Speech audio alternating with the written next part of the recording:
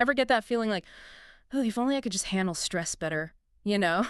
Like I could use a little more inner peace, Mhm. especially these days. Yeah. Well, get ready to unlock some seriously ancient wisdom that's, well, shockingly relevant even now. We're Right. talking Stoicism. Mm, This whole philosophy is about navigating those inevitable ups and downs with a absolutely. whole lot of, well, chill. Right. Like a sort of graceful resilience. And it all started with this guy, Zeno of Citium, back in ancient Greece. Okay. And get this, Zeno, he wasn't some monk on a mountaintop. Right. He was a merchant, Oh. a businessman, until, get ready for it, a shipwreck totally changed his course. I mean, can you imagine? Right. Talk about a career pivot. It really makes you think, Oh, yeah. what if that shipwreck, as terrible as it must have been at the time, what if that was like Zeno's big aha moment? Oh, wow. His push to find something deeper, more meaningful. Yeah. Like a reminder that sometimes it's those unexpected turns in life, the detours that we didn't plan for. Those are the things that actually put us right where we're supposed to be. Okay, so Zeno washes ashore in Athens. He's soaking wet, probably a little traumatized, let's be honest. Yeah. But he somehow gets completely sucked into the world of philosophy. Right. He starts studying with all these big thinkers like Crates of Thebes, who was a pretty famous cynic, right? Yeah. But here's where it gets interesting. Zeno, he takes all those influences, right? Yeah. All those different schools of thought, and he creates something totally new, Stoicism. Wow. And he doesn't, hole himself up in some stuffy academy. Right. Nope. Zeno, he taught at the Stoa Poikile, which, and this is kind of cool, it translates to painted porch. Oh, wow. I love that. The painted porch, Yeah. a public spot where anyone could just, join the conversation. It's like philosophy in the park, but like ancient Greek style, right? I love that. And the Stoa Poikile, it perfectly embodies, Zeno's whole approach. How so? It's like Yeah. taking philosophy out of the ivory tower, making it relevant, making it relatable to everyday life. It's like, come one, come all. Let's talk about life's big questions. Right. Exactly. And that's what we're doing here too. Exactly. Unpacking these little nuggets of wisdom Mhm. that can help us. And these are ideas that have been helping people, for thousands of years. Absolutely.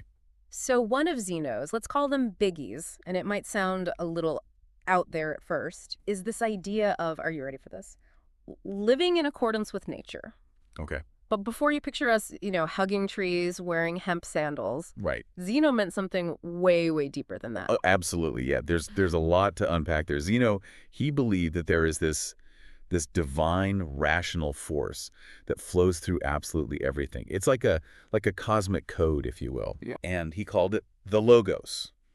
And so living in accordance with nature, it meant aligning ourselves, aligning our actions, our thoughts, everything with that logos. Okay, so it's about tapping into this universal reason, this logos, that's both out there in the cosmos, Yes. but it's also within us. Yes, exactly. Because remember, we're part of nature too. Right. It's like, imagine that each of us, we have this internal compass. Right. Okay.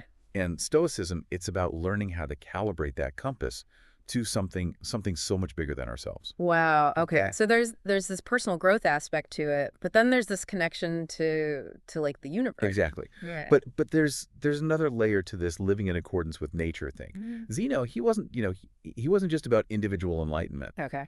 He believed that engaging with society, being part of a community, Yeah. but doing so virtuously, that was essential. So that's a really important distinction. He wasn't saying go live in a cave and contemplate the universe. No. This is where he differs from, like the cynics, for example. Right. Who are all about, rejecting social norms, rejecting society altogether. Right. Zeno, he believed in finding that virtue within society. Okay, so how did he actually define virtue? Was it some impossible standard we could never actually reach? Well, this is where Zeno, he gets radical.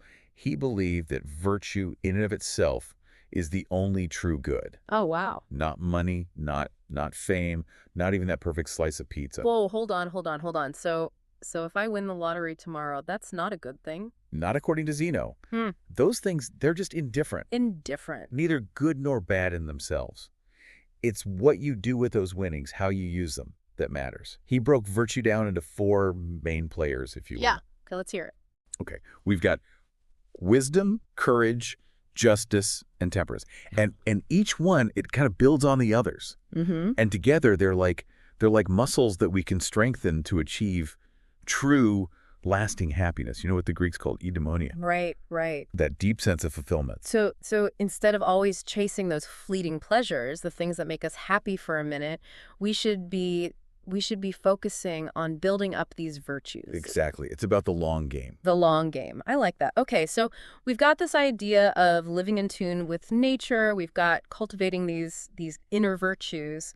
But how do we actually develop them, especially when life, because we all know life does this, throws us those curveballs? Yeah. This is where another like cornerstone of Stoicism comes in, right? You got it. This idea of controlling our reactions to the stuff that happens to us. Exactly. Zeno, he knew that we can't control everything that happens to us. I mean, hello, ancient Greek shipwrecks, right? Yeah. But he argued that we can control our thoughts and how we react to those events.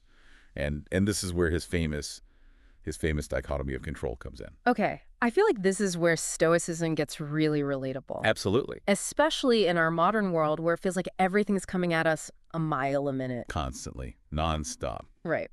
So break it down for us. What's the dichotomy of control all about?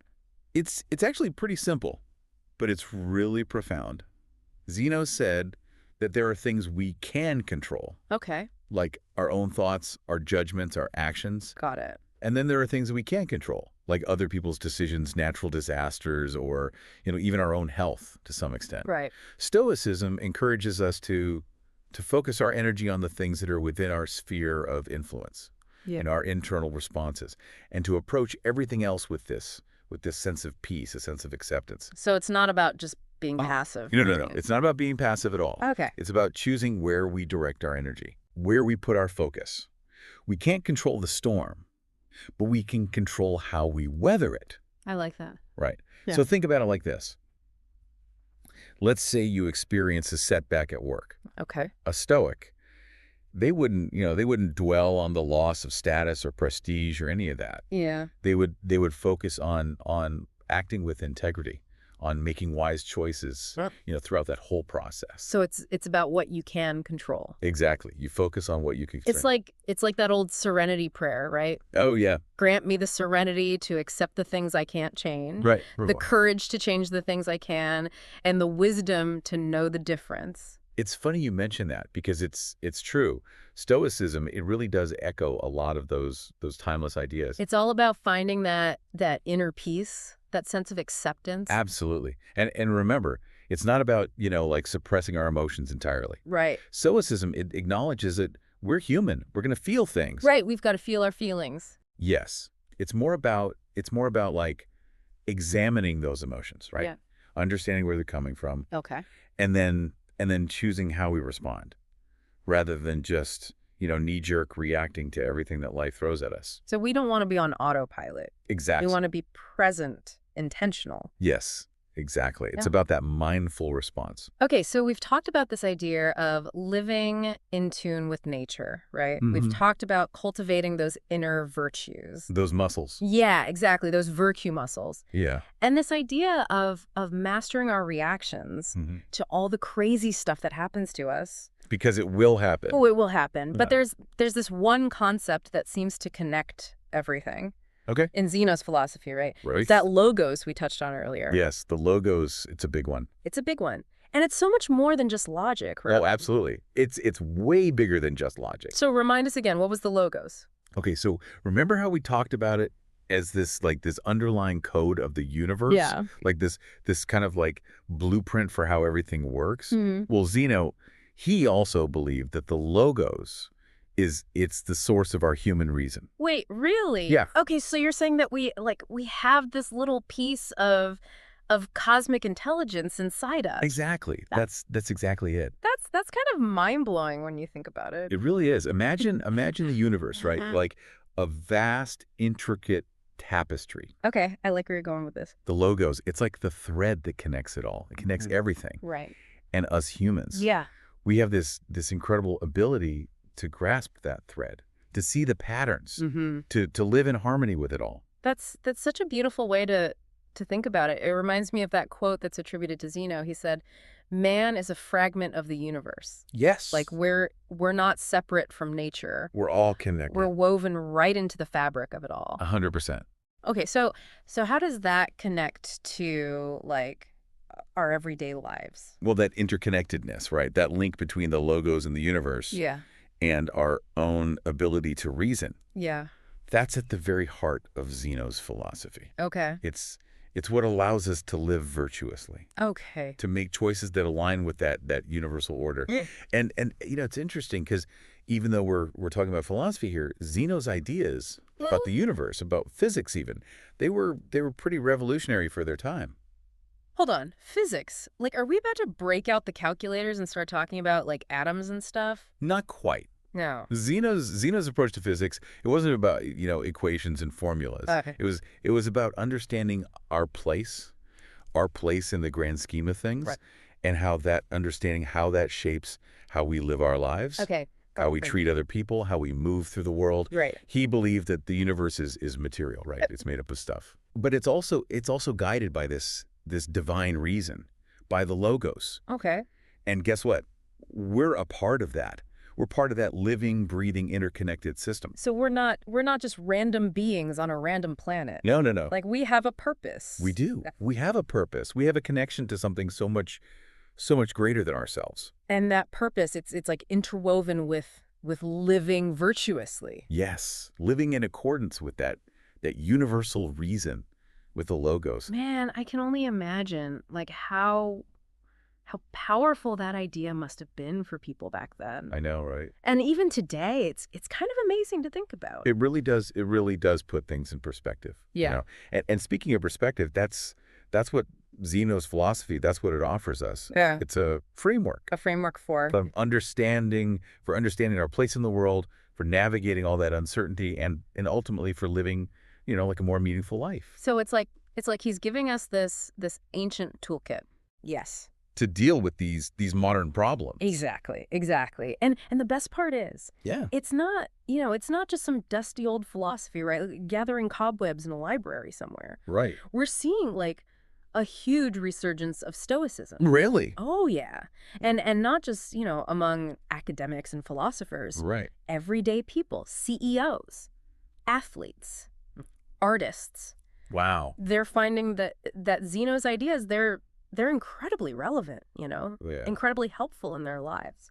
So even though Zeno, he lived, over 2,000 years ago? Right. The things he talked about, like facing uncertainty, Mm-hmm. right, dealing with stress, finding our purpose, Mm-hmm. those are like timeless human experiences. Exactly. Yeah. Exactly. We're still grappling with the same big questions. And Mhm. and I think, that's the beauty of Zeno's legacy. What's that? He gave us not just a set of rules, right? Okay. But like a way of thinking. A way of thinking. Okay.